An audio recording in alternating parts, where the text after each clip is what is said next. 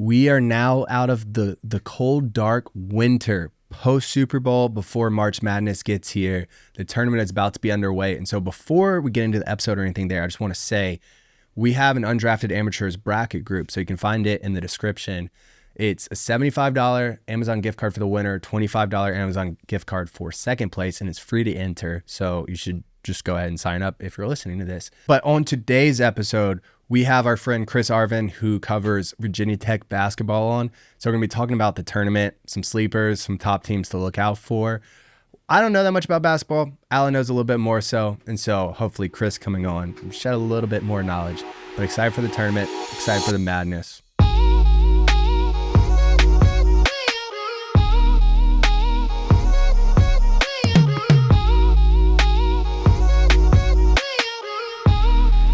Can't wait to clip that part where you said, and I quote, Alan knows a little bit more than me. Can't wait to clip that one. When we redo that intro? Alan knows nothing. No, we can keep that one. But yeah, you're right. Spring has sprung. What's currently springing, about to spring. Tomorrow, the first day of spring, right? I think on the 21st or the 22nd. Yeah. Anyway, spring is about to spring. We are now officially out of... Is it into or out of daylight savings time? All I know is we sprung forward. All I know is every year we're going to do away with this. We're just going to spring forward and leave it. And every year it falls back. Don't touch my time. It's ridiculous. Arizona and Hawaii already adopted it. It's one of the dumbest things. And the argument is for like farmers and stuff. Like, just change your clock. Yeah. I don't get it. Yeah. Like, it doesn't affect the plants. They don't know what time it is. They're doing it when the sun's at the same height. They don't care if that's 7 or 6 or 8 o'clock. Why do we go off of made up time when the sun is right there telling us what time it is? Daylight savings time actually is the most ridiculous thing. And right now. It's crazy. I can't think of anything structurally that's just like woven into everyday life that's stupider. And what's crazy about it, other than taxes, taxes are definitely dumber. Got to do those, by the way. Good luck with that. The friction that it causes too is like, I get the whole inertia and object in motion, that kind of stuff.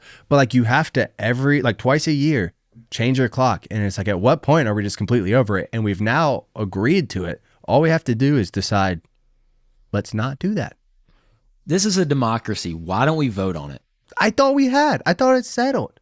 It's crazy. I thought so too, but apparently somebody's vetoing it somewhere. We need to be the change that we want to see in the world. So we just start showing up. What? So now we're good. But in the fall, we're just going to start showing up an hour late to everything. Right? Well, I already do that. An hour early. But yeah, I can't do the early one, brother. That's not me. I can do the late. Yeah. No, I was referencing JP with Be the Change You Want to See in the World. Did you see how he got McDonald's in Nashville to bring back the bagel? The bagel. If y'all haven't seen that, go check out Jay Hovey on Instagram and probably Twitter. Jay Hovey. That was wild. Jay Hovey. Dude, that man is a case study, a walking case study on Twitter, aka X or whatever it's called now. It's so impressive. I'm actually going to write a paper on him. That actually sounds like a fun paper to write. Yeah, we should work on it together. Why don't we? We'll get it published on the web. But anyway, I'm glad that the dark age of sports are over, because really, like, that is winter. I feel like after Super Bowl, before March Madness, now have March Madness, opening days, end of March, like, things are happening now. Mm-hmm. And the weather's kind of nice. Although it's getting cold again. Last week was amazing. It was in 70s, sunny, and now it's back to 40s, which don't love.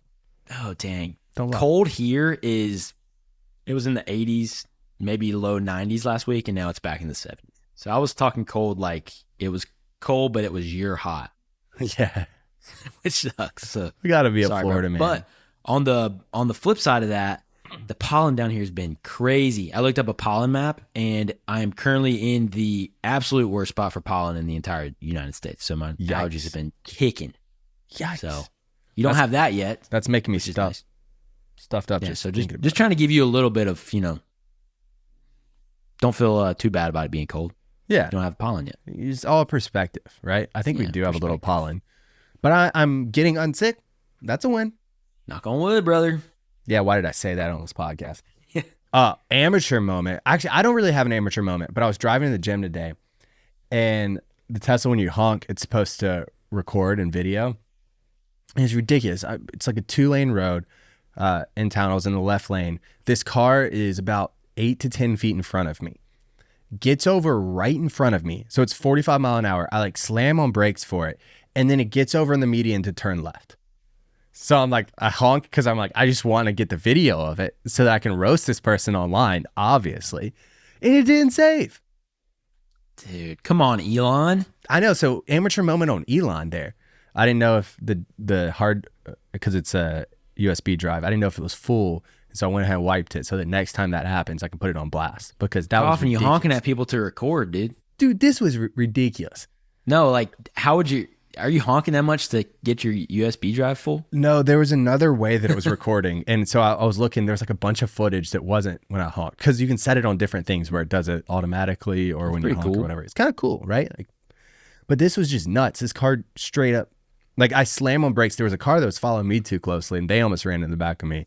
Slam on brakes. And then he just gets over to turn left. I'm like, after you, my guy. After you. Your world. I'm just living in it. Go ahead. Go ahead. It's ridiculous. Dang, we should have got that so we could clip it in here. I don't know. I thought I had it. Thanks a lot, Elon. I got back after the gym. I was so pumped. I took the USB drive out.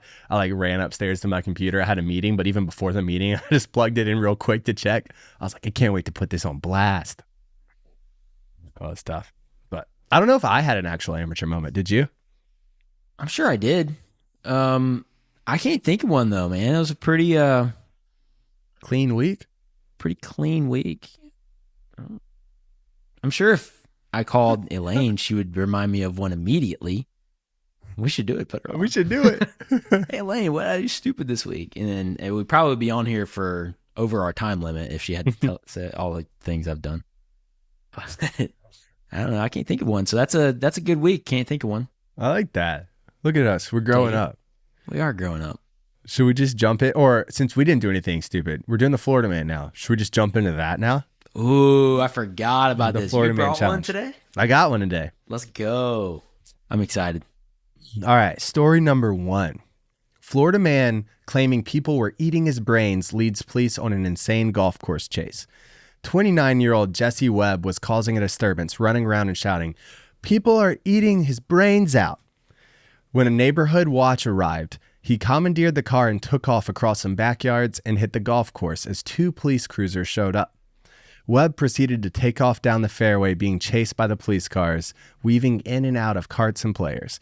He managed to continue the chase off the golf course, where it came to an abrupt halt when he drove into the side of a nursing home. Despite trying to escape on foot, Webb was quickly apprehended and detained. However, his brain-eating zombies are still at large. Story number 2. Florida man claiming aliens are harvesting his thoughts leads Coast Guard on a wild boat chase. 29-year-old Jesse Webb, man's been busy, was causing a disturbance in Key West, running around and shouting, "The aliens are here and they're not our friends." When a local bystander approached Webb to see if he was okay, Webb shouted at the man, "They're harvesting all of our thoughts." He took off down the sidewalk, knocking several pedestrians over before he jumped aboard a boat that was docking. Webb managed to commandeer the boat and took off at full speed, with 2 Coast Guard vessels in quick pursuit. After a reckless few minutes boating close to the shore and narrowly evading obstacles, Webb lost control and ran the boat ashore in front of the Ocean Key Resort. Refusing to accept defeat, Webb attempted to escape on foot, but was apprehended and detained before he could reach the resort pool. However, there is no leads as to the whereabouts of his thoughts or the aliens that harvested them. Oh, man. So we got zombies eating brains and aliens stealing thoughts. Yep. Man, I want to say post-COVID, the alien stealing thoughts seems like something that would actually a lot of people probably think is happening. Especially since that's the recent, Pentagon stuff. Well, I mean, it's coming more to the light, right? True. But the thing that trips me up in that story is that the Coast Guard was in close pursuit. And I think that it would take them a little bit more time to call the Coast Guard if he was just on land, and they wouldn't be able to pursue him as quickly. So I'm going story number 1 is true. That is correct. My thought was that the Coast Guard was already in the marina and they saw the boat getting stolen. Right. But I think it would take slightly longer for the police to contact the Coast Guard is my for sure. thought. My thought is they just witness it. I like the story. I believed number 2 more until I heard the Coast Guard thing. Then I was like, I should have said police boats. yeah. Police boats might have been, it still takes a little bit to get a police boat. And I just wanted to I thought about, there are a couple different stories I almost did, and I wanted to just like change some details. And I was like, nah, I want to write a crazy story that goes with it. And I just want it to be entertaining. I did like it because I was that was my goal. If you would have said he stole a kayak, that would have been he's gonna get away kayak. Yeah. He's speed kayaking away. So, running from police boats. Actually, that brings up 2 stories that I was talking about at work today that have happened around where we are. Like one of the guys at work was telling me he saw a person running a guy drunk driving a lawnmower running from the cops on the lawnmower. I've seen Florida man stories. I don't know if there are more than one of those. Might have been. It probably happens pretty often. Yeah. And then the other one was he was saying that one time somebody was in the parking lot of the building and they tried to put their car in drive and put it in reverse and backed it up all the way through the wall. And so that reminded me of the first story where he ran into the nursing home. I mean, that's hilarious because that's true. Right. Yeah. So he ran around saying people were eating his brains. Yeah. So he's running around. Then the police come in. Or no, Neighborhood Watch came in to intervene. He takes the Neighborhood Watch car, drives through a couple people's backyards, gets onto the golf course, and then drives down the fairway, like weaving in and out of people. I guess he avoids the bunkers, then runs into the side of a nursing home. I hope nobody got injured. But yeah, that dude, where was that at? I didn't see where it was. I saw the neighborhood. Florida, just Florida. Typical day. But when you're talking about putting the car in reverse instead of the ultimate amateur hour, this was one of my brother's friends growing up, was in the garage backing out and didn't back out and drove forward into the house. That's tough. You got to double check that a couple times. Yeah. Yeah. Or just ease onto the accelerator, one of the two. Yeah, that's the thing with those kind of stories. Like, how are you just ramming through entire building? Like, what are you doing when you hop in the car? Yeah, unless just it's burning like rubber immediately. Unless the transmission's stuck and then all of a sudden like catches into reverse and then you peel out. Like, you got to just be stepping on it, which is ridiculous. No, every time I hop in the car, just slam it, pedal to the metal, baby. Dora would not like that. No. All right, so anytime we talk about some, goofy moments, mistakes, it's always good to hear about some positivity in the world. Let's cue up Iceman. What's up, everybody? This week's Unsung Hero goes out to Tom Crean, the former Georgia and Indiana head basketball coach, now turned ESPN analyst. Tom Crean made a point that has been needed to be made in college basketball for years. The NIT is not where you want to be in March, but so help me, if I hear about one more coach, one more team, one more athletic director deciding that, hey, it's not the NCAA tournament, we don't want to participate in it, I might just drive to their school myself, because at this point, as a retired athlete, anybody else that has played sports, you know your days in competitive athletics are numbered. And for someone to decide because they just didn't make the NCAA tournament, they aren't going to participate in any tournament whatsoever in postseason play, that is beyond selfish. There is a senior on that team that is losing their opportunity to play their last ever basketball game. And it's because some coach decided selfishly that the NIT wasn't good enough.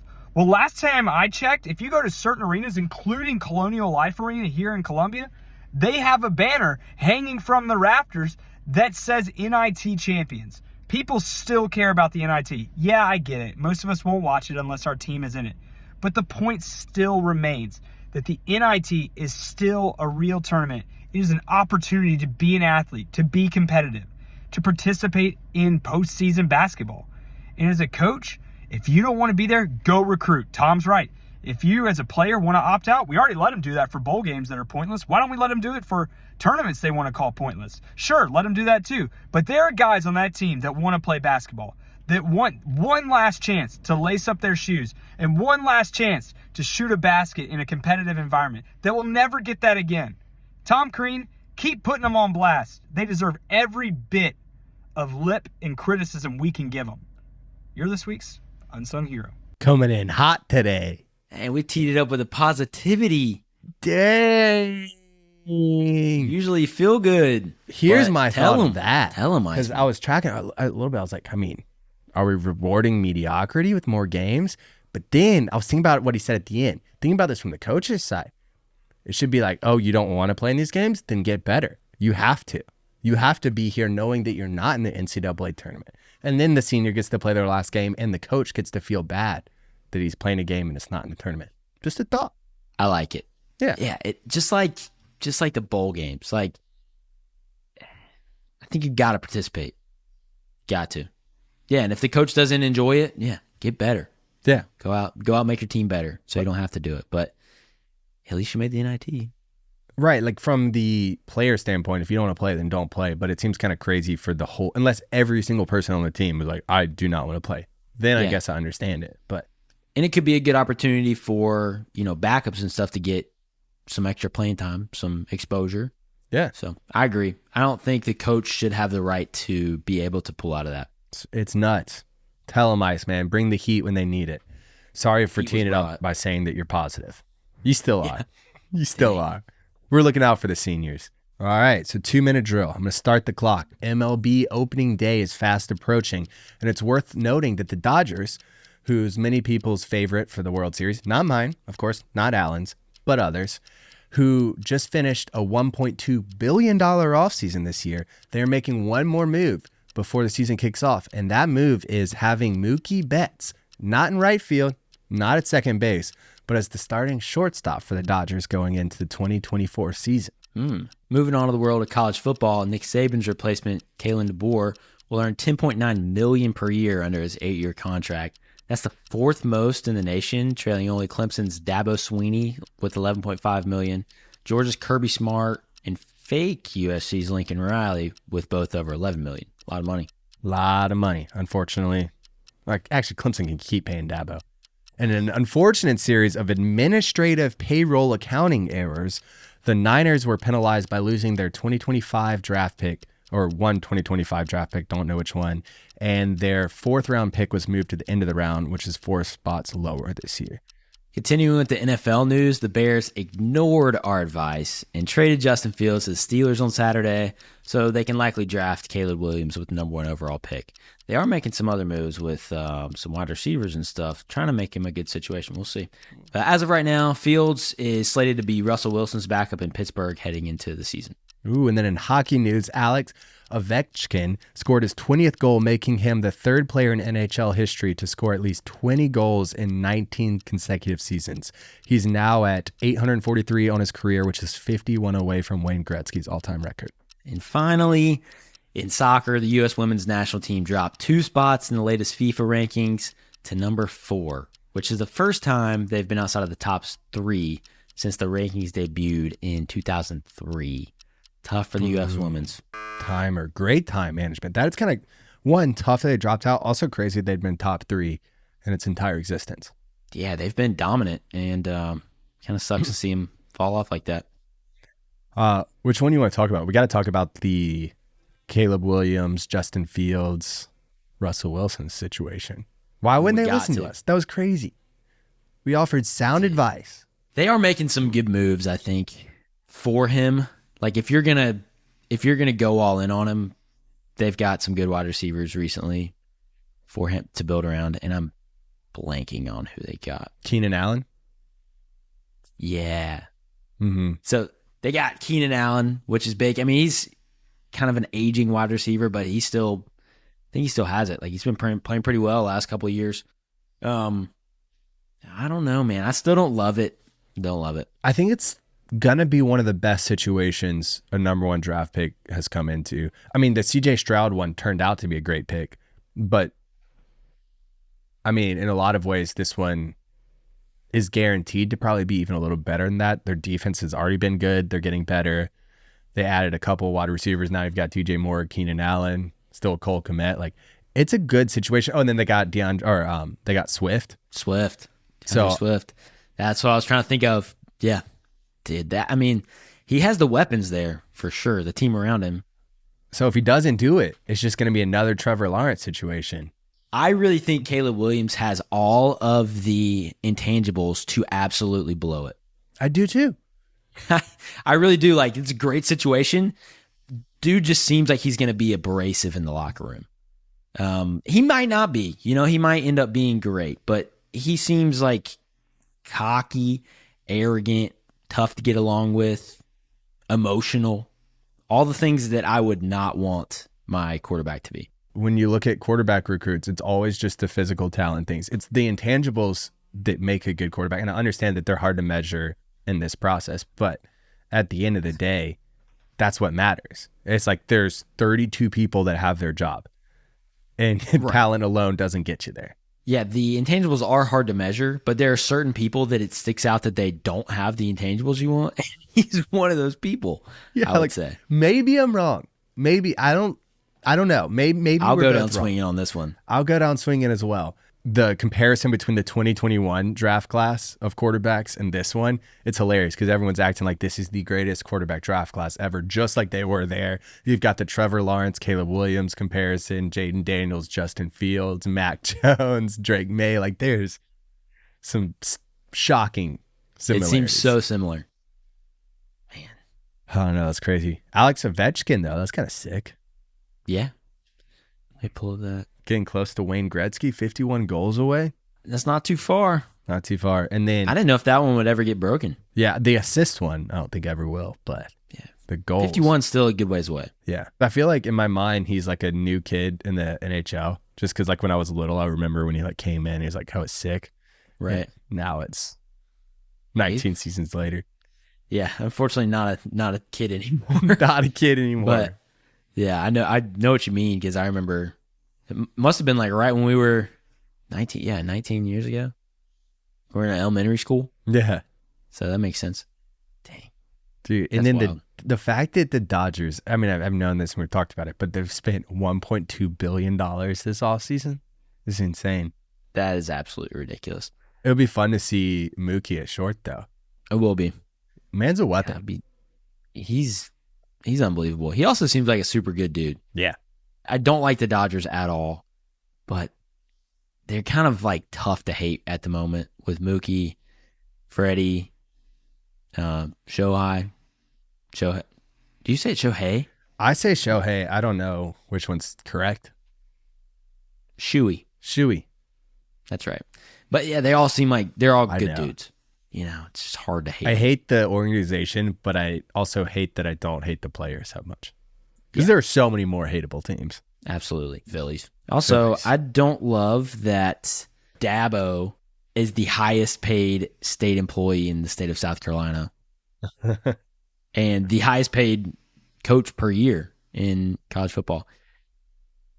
It is wild to me that college football coaches specifically make that much money. I know it brings in a ton of money, but that is state money. That's kind of crazy. Like that, I wouldn't necessarily say that's taxpayer money because, I mean, but realistically it is, but they're bringing in more money than that with the football program, but it still all comes back to the government. Like that's kind of crazy thing about it. Yeah, you has to approve that somehow. I don't know, dude. That's wild. What's State wild? employee. State employee. $11.5 million a year in South Carolina. Crazy. Yeah. Don't love that. And I would say that if that wasn't Dabo, I would say that for any Clemson coach. It's any Clemson coach. I can't believe my taxpayer dollar. Well, I don't live there anymore. But I would say for any coach in general, that's crazy that the highest paid employee in every state pretty much is a college football coach. I've honestly never thought about it like that, but checks out. That probably more often than I should. Yeah. All right. Well, should we talk about basketball? We've got Chris Arvin. Mentioned him in the intro, but he is a writer for Virginia Tech basketball. He's been a good friend for a long time. And Alan knows a thing or two about basketball. I would, if he wasn't listening, say that he knows more than me because I don't know very much, but he is listening. So just read between the lines. And Chris knows a lot more. So I'm just going to ask them some questions as I get excited for March Madness. We've got Chris here, the number one basketball writer in the nation. Do you know that about yourself? That's like the best made-up fact anyone's ever said about me. So that's pretty It's exciting. not even made up because you're the best college basketball writer that I know. It's No, kind of I a big appreciate deal. that. That feels right. I mean, I'm published. You're published. You are a Virginia Tech beat writer, right? For basketball? Yeah, for CBS Sports, yeah. CBS Sports. And CBS is home of the tournament, right? It is home of the tournament. Yeah. Yeah. So it's a big deal. Maybe they'll stream me into the tournament feed, you know? Maybe I'll be talking with Chuck. That would help their ratings a lot, honestly. And for our personal ratings, we're like, we need to talk about basketball. And we don't know anything about basketball except for South Carolina's going to win it all. Speak for yourself, Joseph. Okay, Come on, man. Yeah, it was a little harsh. I don't know that much. Joe, how many college basketball games have you watched this year? 6 or 7? Okay. It's more than I thought. 5 or 6 being South Carolina and then UNC Duke. Chris, well, you watch every single Virginia Tech game, I'm assuming, right? Yeah, I've covered all of those games. I'm probably at 75 games this year, 80 games this year total. Nice. What about you, Alan? That's a good amount. I am probably in the 20 range, somewhere in the 20s. I've been to a couple games down here. I live in Gainesville, Florida right now, so I saw Florida beat Auburn and Alabama at home, which was super interesting because that was the SEC championship game was Florida-Auburn, and it was an interesting matchup because here Auburn just throttled Florida. Florida just throttled Auburn, and then kind of the opposite happened in the SEC championship game. But I've probably watched like 20 games total this year. Yeah, both times we played them was great. Auburn, that is. So clearly, if South Carolina doesn't win it all, it's going to be Auburn. That's my pick right there. What do you think, though, of the selection? It seemed like there were a lot of people unhappy with the seeding from it. I thought seeding actually was pretty good. I didn't think Oklahoma deserved to be in. I kind of was confused when people were calling them a lock. I thought that was good. Texas A&M surprised me being in that high, but they played really well lately. We'll probably talk about them more.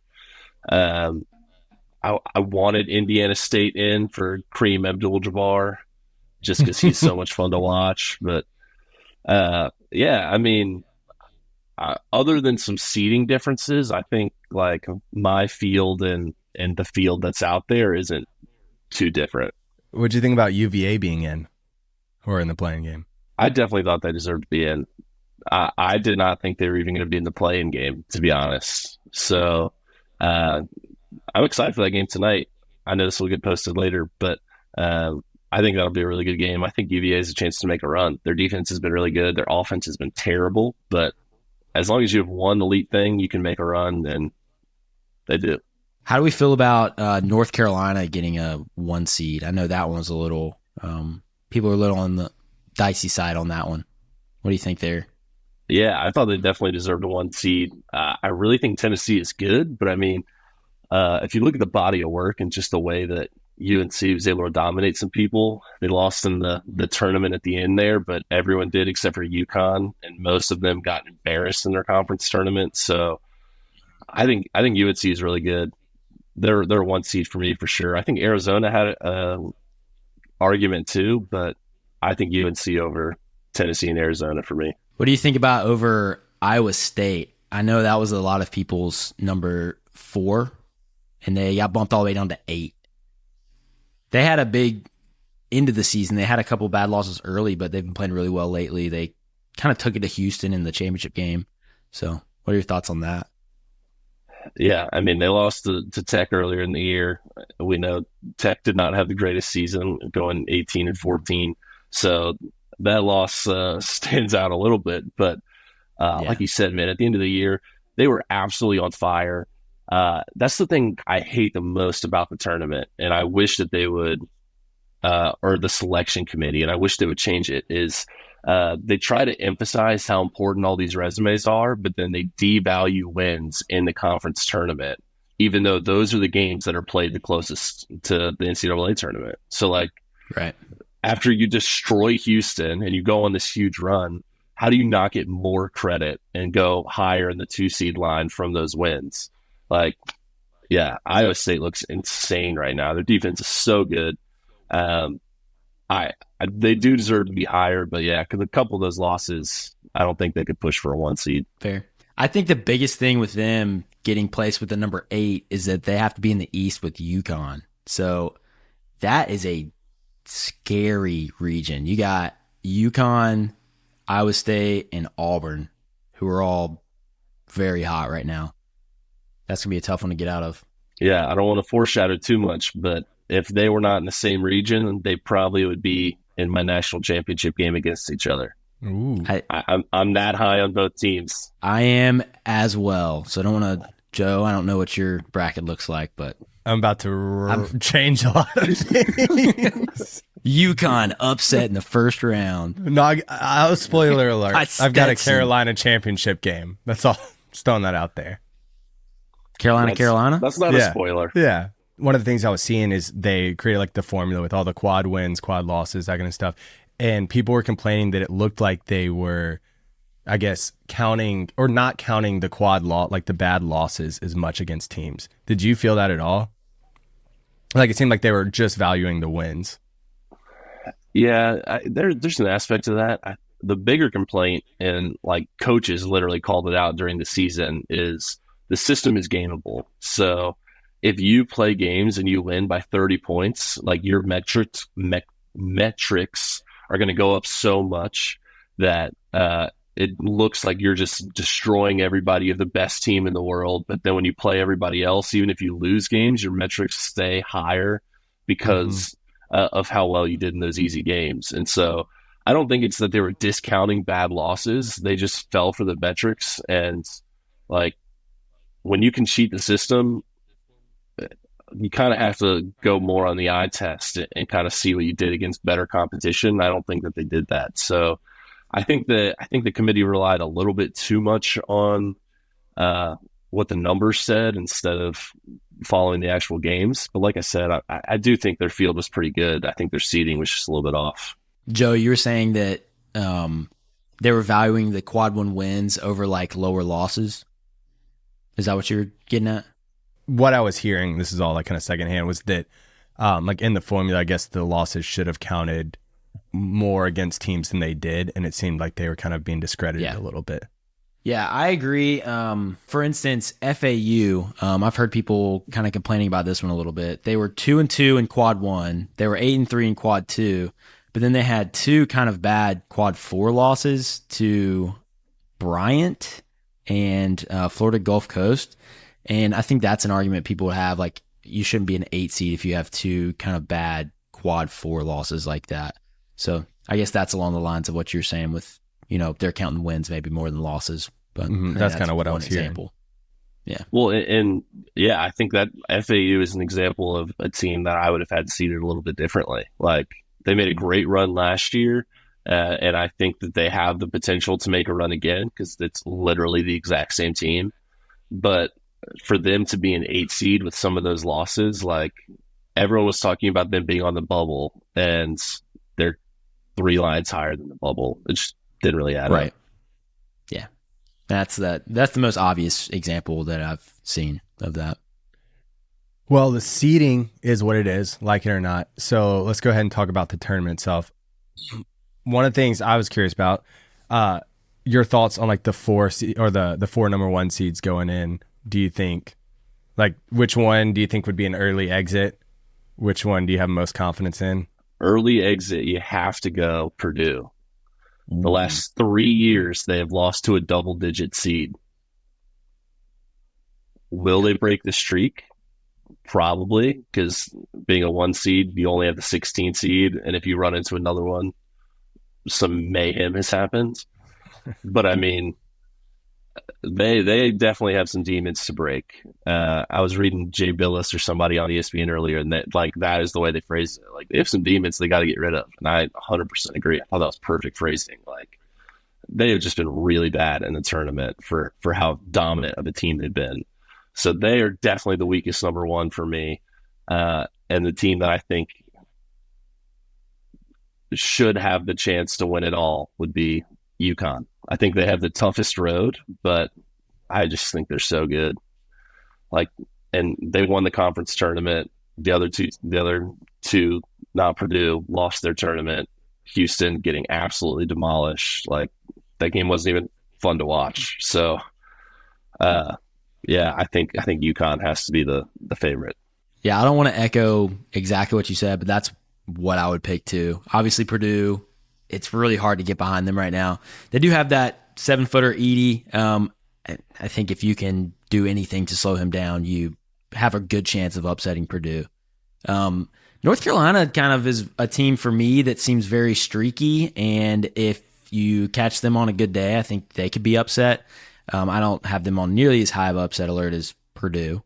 But again, UConn, after the run they made last year, they looked unstoppable in the tournament, and they really haven't slowed down much since then. So I think that's the clear number one that everybody's kind of getting behind.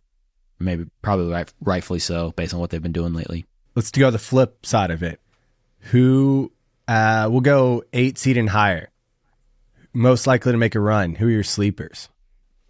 Oh, that's a good question. I do really like Texas A&M. I don't think that they have a great draw. I think they will beat Nebraska, but yeah, I'm not a huge Buzz fan, and I think that they were terrible most of the year. But now that they're finally hitting threes, I think they look like a really, really good team. Like I said earlier, I think UVA can make a run.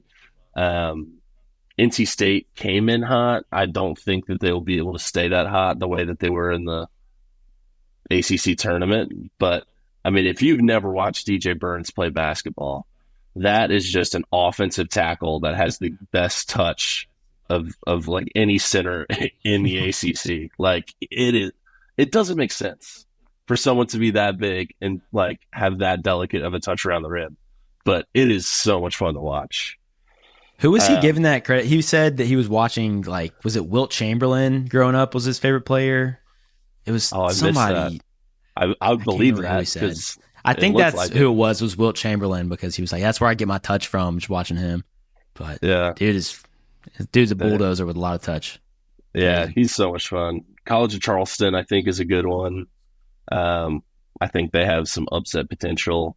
App State had a really good year. McNeese State, with Will Wade, they have one of the like most pressured defenses in the country. I think if they had a better matchup, I think they could make a run. I don't love them in the first round just because of who they're playing. So if they make it out of that, I could see them making some noise. But it feels like this year there's not like a super dominant team, maybe outside of UConn.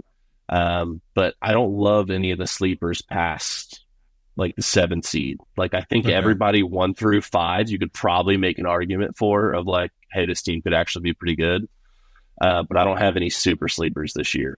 Do you have any, Alan? Yeah, I'm seconding the NC State one. That's my big sleeper just because of how hot they were in the ACC tournament and because of DJ Burns. Just looks awesome to watch. He's just dominant down low. I think they have a chance, and they don't have a terribly difficult spot in the bracket.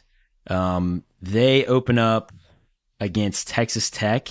If they win that, they're probably going to face off with a Kentucky team that's very streaky, doesn't have a great defense, and I think they're going to have trouble, or I think Kentucky's going to have trouble with NC State if they have that matchup. So I think NC State can make a run. My other sleeper team is going to be New Mexico, and they just had a run at the Mountain West title, have a really good offense, and they have the firepower to do it. I think they have to make a lot of shots to get there. They open up against, Joe, who do you think they open up against? Clem sucks. Yes, sir. So they got open up against a streaky Clemson team. So Clemson is a very beatable team. I think they can be very good on their on days, but I think on their off days they're very beatable. So I'm taking New Mexico. And they don't have a terribly tough road past that either. They were one team that I heard people were upset they got gypped and got an 11 seed, and then I saw the matchup that they got me fired up. Not gonna lie. Yeah. And a little hot fact, the last time number 6 seeds won all 4 meetings with number 11 seeds in a single tournament was 2004. So we're bound to have one 6 seed slip up, which also doesn't bode well for the Gamecocks. I've but seen hoping people that it's predict in Oregon. Clemson. Hopefully not. So it's, it might be one of the two, but it seems like it's bound to happen. 11 seed is probably going to beat a 6. And that's where I'm taking it. Can't be putting that on the Gamecocks. What do you think about South Carolina this year, Chris? I thought that they were really lucky to beat Virginia Tech. And from that moment on, I was like, man, this team doesn't seem that great. Like, I think Tech's going to be decent, like maybe a bubble team. And I mean, then they just went on an incredible run. Like, I think Lamont Paris had an incredible first year. He's got some pretty good playmakers with Studi coming back. I think, the team is dangerous.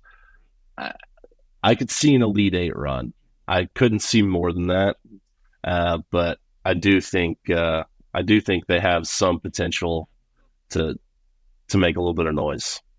So you're telling me there's a chance? Respect it. I'm going to make my case for South Carolina. Do it right now.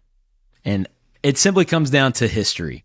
So the last time the Final Four was in Phoenix was 2017. That was the only time the Final Four has ever been in Phoenix. And that was the only time South Carolina has ever made it to the Final Four. So we're going South Carolina back to Phoenix for the Final Four. That's my case for it. I'm not even sure it's accurate. But I think the only team, period, to win both the men's and women's was UConn. And I think they've done it a couple times. But there is one undefeated team who's a number 1 seed in women's college basketball. And there's a sleeper 6 seed. So I'm just putting that out there, that South Carolina could become the second school to win both the men's and women's tournament. What do you think about that? Basketball school. Basketball school. Big basketball school. You're just giving me that look, Chris, like you don't believe what I'm saying right now. I mean, if Cordoza does not bulldoze another person over, I think there's a chance. Did you see the fight that the women's team had against LSU? That was awesome. Get big, LSU. Incredible. I mean, I hated it and I loved it. It was but so mostly good. loved. I don't know what'd you hate about it. Sometimes when people run their mouths too much, like, I think they deserve to get hit. And so I hate that it actually happens, because like you always talk like that and you're like, it's never going to happen. But then it happened and you're like, oh no, that was kind of sick. So oh yeah, I hated that it got to that point, but then they followed through and I loved it. Yeah, it was crazy. Like half the teams ejected and were missing the first round. And a brother. And that one was what was wild. The brother coming in out of nowhere. That's a little too far. I mean, he jumped out and then was like, oh, I'm not going to mess with you. It's okay. Like, he thought he was all big and tough, and then he stood next to her and was like, no, you got this round. He was significantly smaller than her. She's rather tall. Rather tall. All right. Next question for y'all. Players that you're excited to watch this tournament. Sad that it won't be Kareem Abdul-Jabbar. Iowa State guards, Tamin Lin. I'm going to say it wrong, so I'm not going to say it. But their point guard has been absolutely insane. I'm super high on him. He's absolutely just caught fire. Dalton Knecht for Tennessee, I think, is going to be really good. He's a really hard one-on-one matchup. I have some others, but Alan, you had one. Let's hear what yours was. Mine was going to be Dalton Knecht. So I think Tennessee goes as far as Dalton Knecht takes them. But I think if you stop him, Tennessee is a very beatable team. We're on the same page today. Hopefully I'm not taking your one more. Reed Shepherd. We're good. That wasn't Okay. Yeah. Tennessee or Kentucky has turned it around, man. Their offense is so fun to watch. If they could stop anyone for like 2 minutes, I think they could make a huge run. I don't think they'll be able to stop anyone for 2 minutes, so it's just going to be barn burners every single time they're on the court. But, I mean, Reed Shepherd came in. He was a 4-star. Maybe they bumped him up to a 5-star. Now some people are talking about him being the number 1 overall pick. Like, dude's just smooth, man. I love his game. He's been balling lately. Yeah, Looking good. Let's see. I have two actually, and they're both maybe the next coming of Steph Curry, depending. So number one, I mean, this is the Japanese Steph Curry. I think you say his name, Kesi Tominaga. He plays for Nebraska, and dude is nasty. Just dropping deep balls. That sounded really odd. Pause. Deep threes, Steph Curry range, just splashing. If he gets hot, Nebraska, I don't think overall they're a very good team, but he looks unstoppable when he's playing well. The other one for me is Walter Clayton Jr. from Florida. He also has been shooting really well from three. He can kind of take the game over as well if he gets hot, so that's another player to watch. And Florida overall has made some strides at the end of the season. They had big wins over Auburn and Alabama to end the season. And I think if they get hot, they could be dangerous as well. Clayton Jr. looked really good. I did watch Florida more at the end of the season. I think they're a really talented team. They have like 3 guys on their team who have like the weirdest shooting form I've ever seen. Clayton Jr. being one of them. Like he just hangs on to the ball, but it went in like almost every time. It was insane. Yeah. So yeah, he's nasty. Yeah, that's a good one. I wish he'd do something about the headband he wears. That boy like takes up 90% of his head. And we were sitting in the stands at a game, and like everybody around us was commenting. I'm like, yo, what is that? Triple wide headband. It looks crazy. It looks like one of those when you put on like a fake wig and it has a headband on it. Like that's what his hair and headband combo looks like. Dang. Sorry if you're listening to this, but Alan means no harm. Yeah, don't mean any harm. It's working well for you, but I got some questions is all. All right. Well, bringing it back to what you said a few minutes ago, you were saying anyone pretty much in the top 5 seeds you could see making a run for it, at least having a strong case. And so I need to know, I need a little education here. Who in the 3 to 5 seed range do you think, or who could be your favorites to win it all from there? I'll go one so you don't steal it from me like you did the last I'm proving it. It was my thought, I promise. See if we're on the same page. I really like Auburn. I think Auburn's been playing really well to end the season. I do think they have a really difficult path with being in the East because they'll have to meet up with UConn in the Sweet 16. I think that's possible. They could possibly take down UConn if anybody's going to. That might be where it happens. Them or maybe Iowa State next round. But I like Auburn's, just the way they're playing. I think they could make a run based on how they're playing.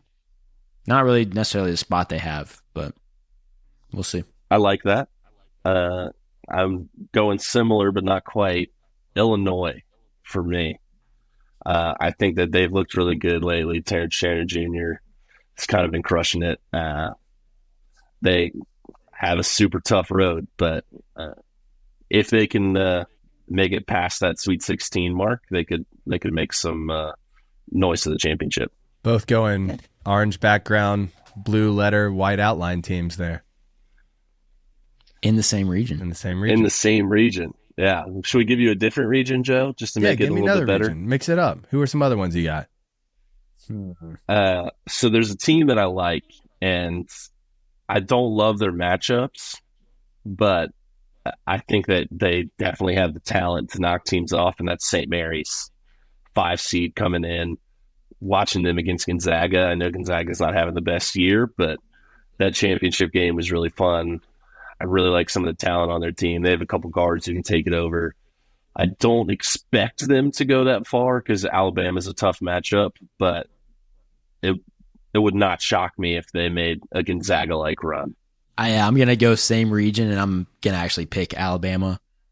I think they could potentially make it out of that, and if they made it to the Sweet 16, they would probably match up with North Carolina, which is a game that I think Alabama could potentially win. You're loving the state of Alabama. I hope we don't have to play anyone from Alabama. Yeah, well, we wouldn't unless we make it to the national championship game. Well, then I hope we do. Side of the bracket. Yeah, just against someone else. Yeah. I was just looking at the logos for this. Does anyone else think that the Dayton logo looks like DoorDash? Ooh. Just putting that I can see it. You can see it. Yeah, I can see it. Yeah. I've never used DoorDash. I don't know what it looks like. You never used DoorDash. Wow. That makes you probably I actually haven't either, but Uber yeah, Eats? I haven't either, but if I looked at it, I'd be like, oh, that makes sense. Makes sense. Yeah, I can see that. All right. Joe, you should pick yours based on, you know how girls pick based on the mascot, like the cutest mascot? That's how you should pick yours. I'm just picking based off SEC teams and the ones that I've watched play. And so in my mind, Auburn's like the best team ever because I watched 2 games of theirs. Because they smacked us. Because they beat us by a total of, 70 points in 2 games? Yeah, so when you were saying that, I was nodding along. I was like, yeah. I mean, Auburn's insane. Yeah. They're nasty. They should be a 1 seed. And I'm like, well, it makes sense. My frame of mind is very narrow for this. And then, right. I mean, I like the Iowa State stuff. Maybe a little Brock Purdy respect. You would top Brock Purdy into this. Nothing wrong with that. Sounded like there was judgment in your voice.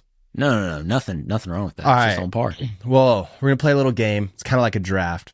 What we're going to do is we each have $15. So number 1 seed is worth $8. 2 and 3 seeds are worth $6. 4 to 7 is worth $4. 8 to 11 is worth $2. And then 12 to 16 are worth $1. And so we can draft as many teams. Well, I guess most feasible is 15. But as many teams as we want with the budget. And we get 1 point per each round that your team advances and 2 points per win. Well, who wants to go first? Oh, I was going to say, I think we should let Joe go first. Yeah, I like that. You like let me go first? Yeah, just to get South Carolina out of the way. To get South Carolina out of the way, as you mentioned right here, I'm a man of integrity. So obviously with my first pick, give me South Carolina. $4 value pick. They're going to win the national championship. And so $4 for national champion? Come on. Love it. Alan, you take it. Oh, boy. Tough. I think... feel kind of wild picking the number 1 just because of money. It's going to take up more than half my money, but I got to go. Getting UConn? Got to go UConn with the 8. $8 for UConn. Yeah. Smart. It's just smart. If you didn't do it, I was going to do it. Yep. I knew they were going to get taken. Got to take them right now. I mean, as I've talked about them a lot, I got to go Iowa State. Ooh. Nice. Chris. No, I wanted you to have it, Joe. Then we won't snake draft it. I'll go. I'm going to keep the $4 picks and go Auburn. Nice. I got to ride with the ACC champion, NC State, for $2 pick. That was a good one. Almost did that. It's a good pick. Super sleeper. BYU. Ooh. All right. For no good reason, I'm going to do a $1 pick right now. And I'm going to go College of Charleston just because of Charleston. I have no reason for this pick. I don't know at all what I'm doing when I'm going CFC. Killed me, Joe. Because it was such a bad pick? No, because I was going to be my pick. Oh, really? Just stumble upwards. Give me $1 pick with... It's 12 to 16 is $1? Yeah, 12 to 16. Give me 31-3 James Madison University. Only lost 3 games all year. They're a 12 seed. Give me James Madison. It's a good pick. I'll go $1. I'll go for the upset potential. Grand Canyon University. Like it. Final Four's in Phoenix. I'm telling you. I might do Creighton. I don't really know why. I was torn between that and Tennessee. I'm making an impulse in the moment. I'm going to go Creighton. You're hedging your bet on the Gamecocks. Yeah. It's fair. I actually almost did Oregon to hedge my bet completely. Completely hedge it. But I was like, that's dumb. That's dumb. Yeah. Taking a 7 on a $4 pick is not... Maybe not the move. I really want to take Florida. I don't just go with it. Why not? I don't think I'm going to do it. Huh. I don't think I'm going to do it. I think I'm going to take New Mexico on a $2 pick. First of all, I just want to say I'm prepared to get roasted. My $1 pick was Grand Canyon, who goes up against St. Mary's, who I already said I could see making a run. I'm ready for it. I want people to know March Madness is stupid, and if you only use logic, you're going to lose every time. That's So true. you just got to throw some caution to the wind. Okay? So Grand Canyon, I took classes there for a hot minute. We're just going to show some respect. With my last pick, I'm going to go with Wisconsin. Ooh. Really like AJ Storr, like what they did in the tournament. So you think they're beating JMU and then potentially Duke, I guess, next round? Yeah, I do. I and I would have said that JMU could have upset, but there's two games that like everyone in the world is picking as their upset picks, and whenever that happens, those teams do not upset, which is JMU and McNeese State. So got to go with the history on that one. Going Wisconsin for a big run. Ooh. All right, Alan, you got $2 more. You're gonna go 2 1s. You're gonna go with 2. Yeah, that's what I'm fighting with right now. Nobody's picked McNeese State, right? No, and they're $1. They're $1. I don't think they get through Kansas. I don't think they get through Gonzaga, then Kansas though. They could potentially be Gonzaga. Kansas is super injured right now. They got 2 starters who are questionable. So I do think they could win the Kansas matchup, but they got to get there first. They do. They got to beat Gonzaga. Should have taken Florida. This is killing me. I almost went New Mexico just because of the Clemson thing. I was like, that's a guaranteed couple points right there. Right. You know what? Why not? Let's say St. Peter's, number 15 seed, kind of going off of the magic they've had in tournament in the past. We'll take them as a $1. And then I'll go McNeese State for $1. 12 seed. Those will be my last 2. I mean, I do think it's funny out of the 10, 12, 13 picks that we had, like we pretty much took half of a region, and I think we barely even touched some of the others. So right, it is funny. That is kind of funny that we're cannibalizing ourselves. Hey, well, gotta call an upset somewhere. We're just doing it all against each other. Tough region too. Yeah, the toughest. It's an awful region, but it being an awful region just shows the talent that's there, which is why we all want to pick it. Somebody's got to come out of it. Exactly. Somebody's got to come out, and when they come out, they got a good chance against the others. So we'll know our winner. Well, Chris, thank you for joining us for talking basketball. Obviously, you and Alan are both experts. I'm just an amateur. It's not true. Just Chris. Like Chris said, sometimes in March Madness, it can kind of bite you in the butt to be logical. So you're pretty good at that, Joe. The illogical. Those are fighting words. Let's go. But I might should do the color strategy because I think it works better. The logo. Right. That's a tried and proven method. It really is. Anyway, appreciate you, Chris. Good luck becoming the world's greatest basketball writer. Thank you. Appreciate you guys having me. As always, don't actually look at what I did afterwards. It's going to be wrong. So if you're betting we're going to have a winner bet against what I said. Yeah, it's true. March Madness is crazy. It's why it's the best post-season in all of sports. And maybe you guys can fight about that afterwards, but I firmly believe it to be true. It's straight madness. Yeah, straight mad. All right, draft time. You get the first pick, I think. I do get the first pick. We're continuing our dream team, NFL dream team. We did sort of a little draft there with Chris, but we're back to the dream team draft. This time we're doing tight ends and fullbacks. We're doing 3 tight ends, 2 fullbacks. Does that sound right, Alan? Yeah. All right, so we're going to do that. You get the first pick. We can do it in whatever order we want. Your turn. I really wanted to just totally destroy Joe's draft hopes here and pick the hands down greatest fullback of all time, Jim Brown. But I was being a good guy and texted Joe beforehand and said we should make Jim Brown off limits because while he technically is a fullback, nobody looks at him like he's a fullback. He's a running back. Yeah. So that would be a technicality that I could have won on, and for some reason I conceded that to Joe. I was not going to concede it to you if you hadn't brought it up first. But you had the first pick. Yeah, I have the first pick, and I decided that was unfair. So good person. Take the rest way of better this than me with a grain of salt. We also need to pin this like at the top of the video. Jim Brown is a running back. For the purposes of this draft, Jim Brown is not a fullback. He is a running back. Or, I mean, if you want to make him a fullback.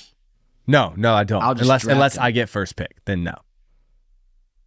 No, I mean, wait, we should make him a fullback. You know what? I'm gonna try to be a man of integrity here. I don't want to. I want to take the easy way out. But I think you can have Jim Brown. I think it's fair. Integrity. Oh. Yeah, so with my number one pick, I got to go with Jim Brown. You can argue that he's more of a running back, but he's technically listed as a fullback. Some would argue him as the best running back of all time.